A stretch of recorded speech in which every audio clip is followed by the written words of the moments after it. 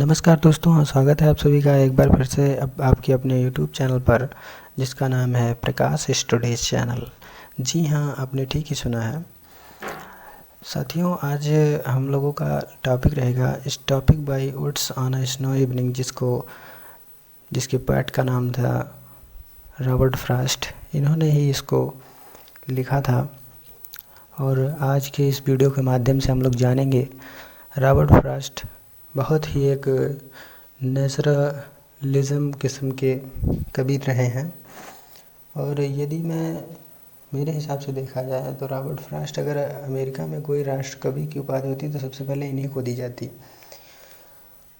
तो आज की वीडियो में हम लोग इनकी एक पोएम जिनका नाम है stopping by woods on a snow evening, जैसा कि थंबनेल में आप लोगों ने देखा है। So let's begin. और पोएम को स्टार्ट करने से पहले इसको समरी कुछ बता दें हम आप लोगों को। इसमें फ्रॉस्ट कहीं जा रहे होते हैं और वहाँ पे वो जाकर एक बार रुक जाते हैं एक जंगल में, और वहाँ पे सब नेचर को वहाँ पे देखते हैं और सारी चीज़ों को केयरफुली देखते हैं। और क्योंकि वो नेचर बेस्ड कविताएं ज़्यादा लिखते थे और नेचर में उनका रुझान ज़्यादा रहता था, और ज़्यादा टाइम ना वेस्ट करूँ इसीलिए मैं पोएम को स्टार्ट करने वाला हूँ।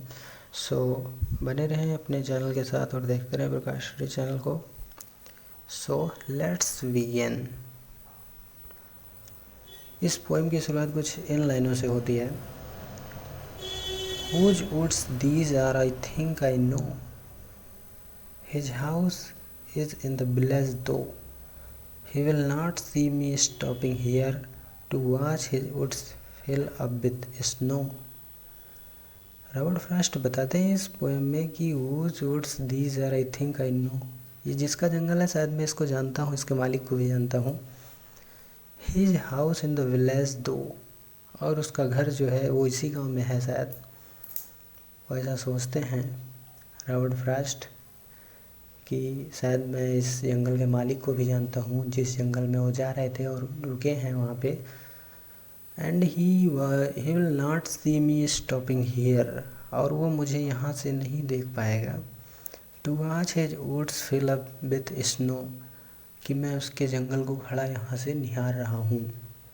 ये सारी चीज़ें नहीं देख पाएगा उसका मालिक जंगल का, कि रॉबर्ट फ्रॉस्ट इसमें क्या कर रहे हैं उसके साथ, उसके जंगल के साथ। फिलहाल वो कुछ कर नहीं रहे थे वहाँ पे, बताना चाहते हैं कि वो रास्ते में जा रहे थे घूमने, तो लौटते वक्त वो एक जंगल मिला, वहाँ पे उस नेचुरलिज्म को देखने लगे और वहाँ पे वो छिप करके देख रहे हैं और ऐसा सोच रहे हैं, मन में विचार कर रहे हैं कि शायद इसके मालिक को मैं जानता हूँ और इस जंगल को भी जानता हूँ जो इतना स्वीट और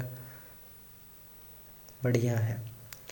तो यहाँ पे छिप करके, जहाँ से छिप करके देख रहे हैं, वो ऐसा सोचते हैं मन में कि इसका मालिक मुझे नहीं देख पाएगा और ना ही पकड़ पाएगा।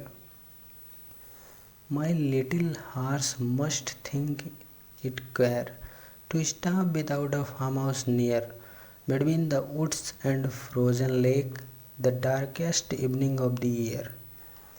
और इन 4 लाइनों में बताने का प्रयास किया है रॉबर्ट फ्रॉस्ट ने।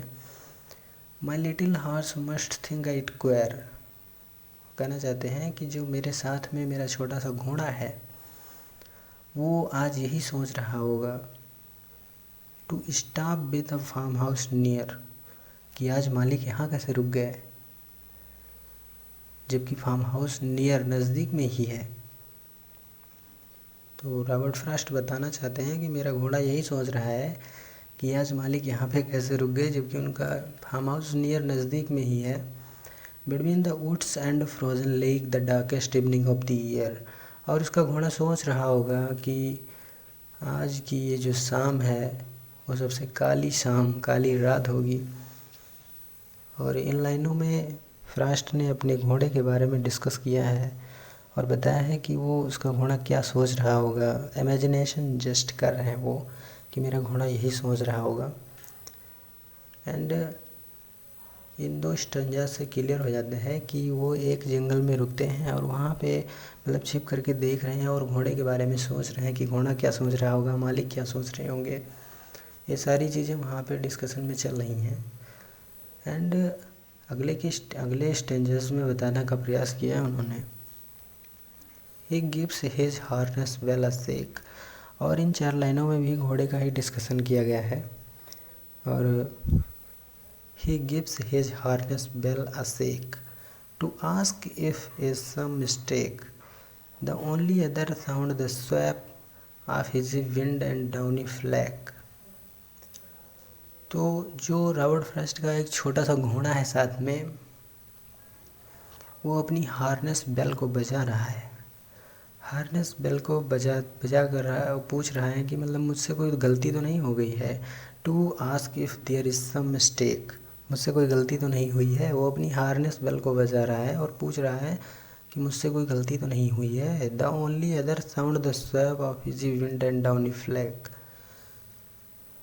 और रॉबर्ट फ्रॉस्ट को एक आवाज़ और सुनाई दे रही है, वहाँ पे जो बर्फ़ ढकी हुई है, तो बर्फ़ में जब हवाएं चलती हैं तो बर्फ़ में जो आवाज़ें आती हैं, उसी के लिए यह स्वेप का प्रयोग किया गया है।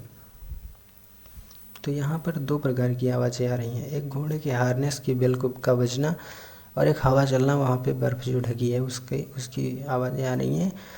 तो रॉबर्ट फ्रॉस्ट दोनों आवाज़ों को सुन रहे हैं और सोच रहे हैं कि मेरा लिटिल हार्स जो है वो यही सोच रहा होगा कि मालिक आज यहाँ पर कैसे रुक गए। और दूसरे स्टेंजर्स में इन्होंने बताया कि वो अपना जो है हार्नेस बेल बजा रहा है और कोई गलती नहीं हुई, ये पूछना चाहता है मालिक से। And the only other sound, एक आवाज़ और आ रही है वहाँ पे। तो ये 3 स्टेंजर्स हो चुके हैं। एंड लास्ट के स्टेंजर में हम देखेंगे रॉबर्ट फ्रॉस्ट बताना चाहते हैं, the woods are lovely dark and deep, but I have promise to keep, and miles to go before I sleep, and miles to go before I sleep. Frost ने इन आखिरी लाइनों में बताने का प्रयास किया है कि जो ये जंगल है बहुत ही प्यारा, सुंदर और डार्क गहरा और डीप गहरा भी है। तो जो जंगल है वो डार्क है, डीप है एंड लवली है, but I have promise to keep, लेकिन मैंने कुछ वादे किए हैं अपने जीवन से,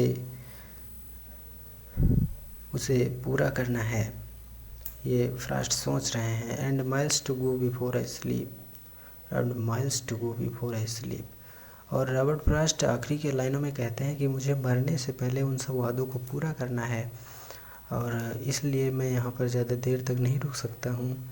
और इसी के साथ वो अपनी